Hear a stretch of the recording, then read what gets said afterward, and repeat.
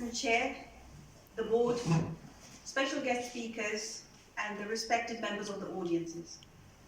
First of all, I would like to extend my gratitude for inviting me to the 6th Interfaith Conference organized by the Ahmadiyya community. It is both critical and crucial at this time to hold such events that create interfaith dialogue and understanding. So, how can we generate peace through compassion and mutual respect? Our world is built on compassion. It's a spiritual quality that is unique to mankind. The ability to see suffering of others and take actions to help alleviate that suffering is one of the noblest human traits, a precious gift that our Creator has bestowed upon us.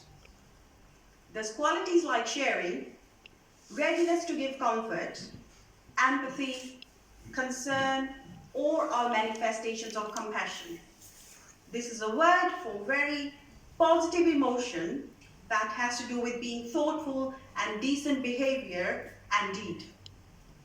Giving to a charity takes compassion. Volunteering to work with sick people or animals take compassion. In March 2020, when the pandemic descended upon all of us, from our homes, we witnessed waves of kindness that rippled all over the world.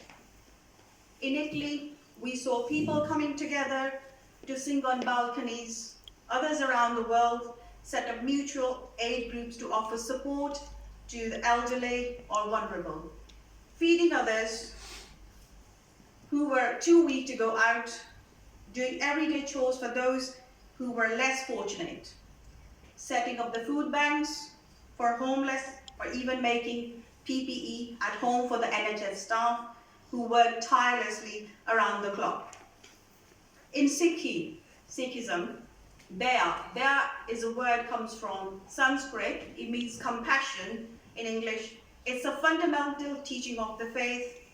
The scriptures are written by 35 gurus and bhagats or saints who were born in the Sufis and Hindu faiths.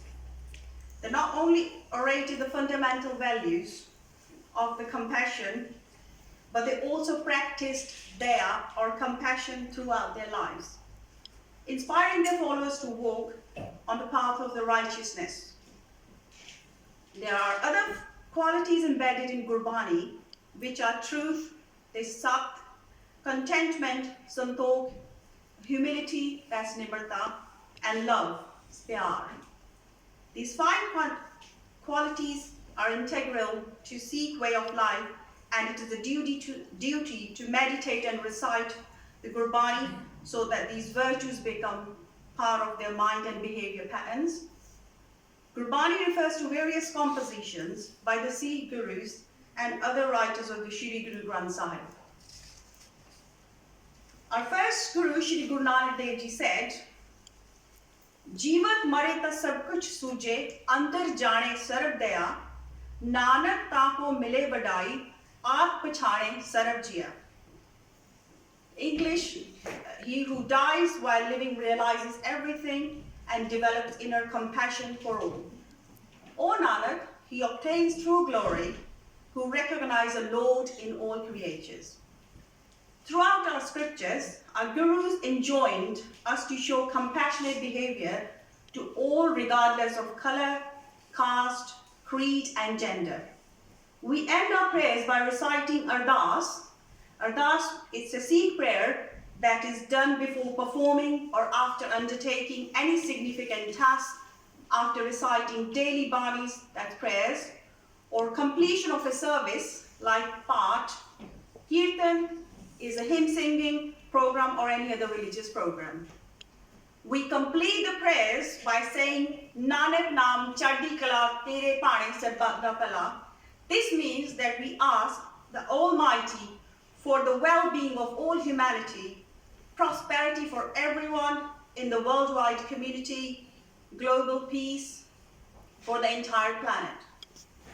A world thrives on acts of compassion and kindness. Compassion spurs selfless efforts. it leads to positive emotion.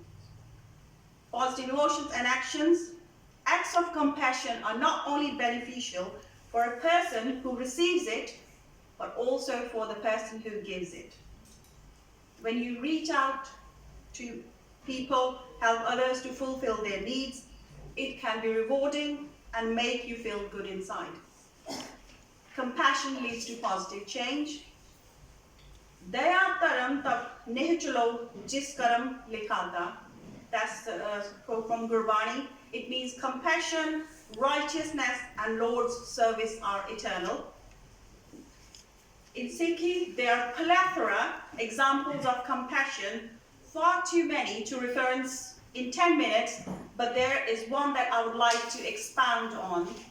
The ninth Guru, Shri Guru Tegh Bahadur Ji, sacrificed his life for the sake of people who did not belong to his faith, so that they could practice their own faith freely without fear of persecution.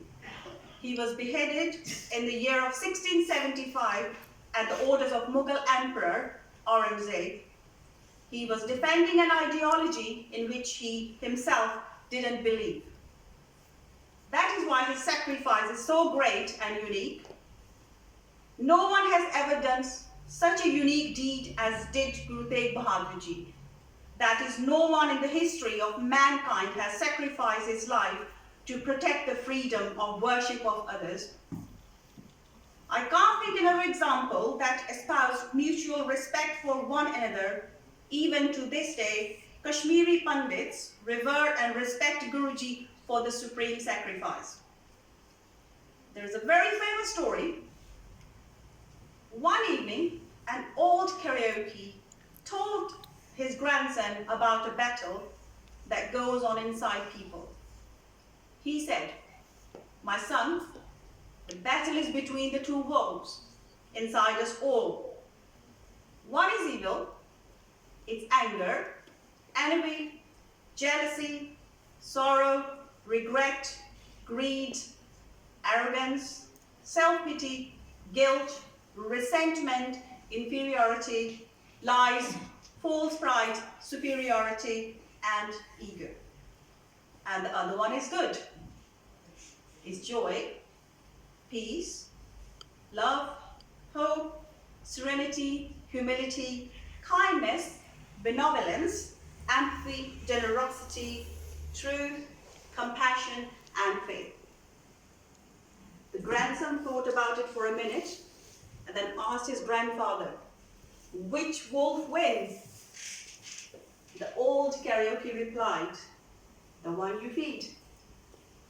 The short story sums up the entire human race for me from the beginning, or ever since we humans started to inhabit this beautiful earth of ours. There has been a battle of good and evil. The path that we choose or path that we walk away from, path that leads to untold material wealth, physical beauty, or path that enriches us in many different ways. Most importantly, the path that offers inner peace, contentment, and the ability to stay true to all-pervading Vaheguru or God. Vaheguru is a wondrous, enlightening, or wondrous Lord. Gurbani is the foundation of the good wolf. It scrapes away the ego that sticks to the arteries like a plaque. Those who suffer with high cholesterol will know exactly what I mean. Gurbani is like a soap that washes away the filth, the dirt, and cleanses the residues of the vain, glorious narcissistic behavior patterns. Guru Nanak Dev Ji, first master, says, "Pariye hath pair tande, pani tote utras khe, moot paliti kappad hoye, de sabban laiye o toye, pariye mat papa ke sang, o tove nave ke rang, पुण्य पापी आखरना कर कर करना लिख ले जाओ, आपे बीजे आपे ही खाओ, नानक हुक्मी आवे जाओ." In English, when the hands and the feet and the body are dirty, water can wash away the dirt. When the clothes are soiled, and stained by urine, soap can wash them clean. Or when the intellect is stained and polluted by sin, it can only be cleansed by the love of the name.